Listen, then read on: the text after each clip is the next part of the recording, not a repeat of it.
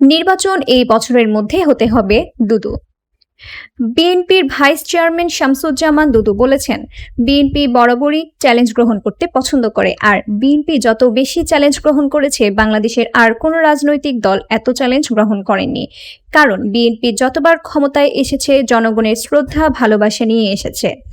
নির্বাচন এই বছরের মধ্যে হতে হবে, এটা প্রমাণ করেই ছাড়ব। বুধবার জাতীয় প্রেস ক্লাবের নাগরিক অধিকার বাস্তবায়ন পরিষদ আয়োজিত সংস্কার, জাতীয় নির্বাচন ও আগামীর বাংলাদেশ শীর্ষক আলোচনা সভায় প্রধান অতিথির বক্তব্যে তিনি এই হুঁশিয়ারি দেন। এতে সভাপতিত্ব করেন আয়োজক সংগঠনের সভাপতি এস.এম. মিজানুর রহমান। অন্তর্বর্তী সরকারের উদ্দেশ্যে শামসুজ্জামান দুদু বলেন, আপনাদের প্রতি শ্রদ্ধা আছে, ভালোবাসা আছে, সেটা নষ্ট করবেন না। বিএনপিকে রাস্তায় নেওয়ার আগে নির্বাচন দিন, আর তা না হলে হাসিনার দিকে তাকান, প্রমাণ করে ছাড়ব ডিসেম্বরের মধ্যেই নির্বাচন হবে।